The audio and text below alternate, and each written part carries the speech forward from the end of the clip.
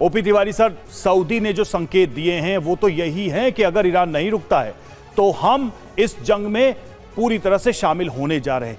ये क्या एक खतरनाक संकेत है जिसकी चिंता हम बता रहे हैं। वैश्विक आर्थिक मंदी होगी, तेल गैस का संकट होगा, ये पूरा का पूरा इलाका एक फुल स्केल वॉर में इन्वॉल्व हो जाएगा।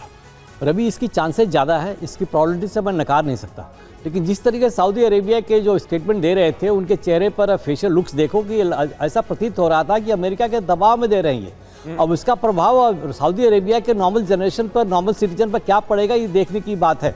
यहाँ जब ये 9 राष्ट्र की बात कर रहे हो, 9 राष्ट्र में उनके पास इनका ऑफेंसिव, इनकी ऑर्नामेंटल वैल्यू है, इनके पास जो एयरक्राफ्ट हैं, जो इक्विपमेंट्स है, ऑर्नामेंटल वैल्यू के हैं, जो भी सब कुछ उन्होंने अमेरिका के हाथ में दे रखा था। ये अभी तक डिफेंसिव पोस्चर ले रहे थे, तो ईरान भी रेस्ट्रिक्ट कर रहा था, ईरान भी वहीं अटैक कर रहा है जहाँ उनकी लगता है कि अमेरिकन सोल्जर्स और CIA के एजेंट छिपे हुए हैं अपने बेसे छोड़ के।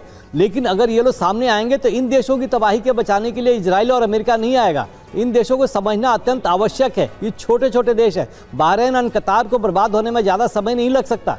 अब ये जो इंडिकेशन इसे कतार को कवर कर रहे थे, ट्रंप साहब बोल रहे थे कि भाई इजराइल ने किया, ऐसी गलती नहीं करेंगे, तो ये कुछ चीज़ें छिपाने की कोशिश की जा रही है और एक इनडायरेक्ट मैसेज देने की कोशिश अवश्य कर रहे हैं, ये कर रहे हैं। लेकिन देखिए, इनकी समझ होनी चाहिए, ये जो अरेबियन देश है और जो जितने में मिडिल ईस्ट में जो देश हैं जिनकी पूरी इकोनॉमी इसके ऊपर निर्भर करती है, उनके अगर सब कुछ डिस्ट्रॉय हो जाए तो इनके पैसे कहाँ से आएंगे।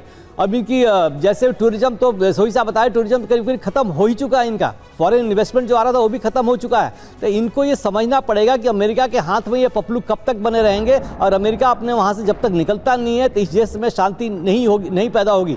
और इसका मकसद, इसका उद्देश्य और इसका जो अर्थ क्या होगा, यहाँ के जो किंग है और सऊदी अरेबिया के हो, कतार को, बहरान को, इनको सबको भली भांति मालूम है कि अगर उनकी जनता रोड पर आ गई तो इनकी हालत क्या होगी। जिस तरीके से शाह को भागना पड़ा था, इसीलिए ये केयरफुल होते हुए ये ऑफेंसिव मेजर नहीं ले रहे ईरान के खिलाफ से, खाली उनको काउंटर कर रहे हैं, मिसाइल के लिए फायर करने की कोशिश नहीं कर रहे। अगर ऐसी अहम बात कर रहे हैं कि खाड़ी देशों को यह सोचना होगा कि कब तक अमेरिका के पिट्ठू बने रहेंगे। GCC से उम्मीदें तो थी, खाड़ी परिषद की बैठक में यह कहा जा रहा था कि मुमकिन है कि इस मुद्दे को भी एड्रेस किया जाए, लेकिन ऐसा होता तो नजर नहीं आ रहा है। जो प्रेस कॉन्फ्रेंस की गई है उसमें कुल मिलाकर ईरान पर ही हमला बोला गया है, यहां तक कि उसे एंटी इस्लामिक भी बता दिया गया है। बहरहाल, इजराइल पर ईरान का मिसाइल हमला हुआ है। तेल अवीव में मिसाइल हमले के बाद जो तबाही मची है, अब उसकी तस्वीरें आपको दिखाते हैं, क्योंकि तेल अवीव को लगातार ईरान टारगेट कर रहा है। हमले लगातार जारी रहे। कुछ और तस्वीरें देखिए। ताजा हमले में तेल अवीव में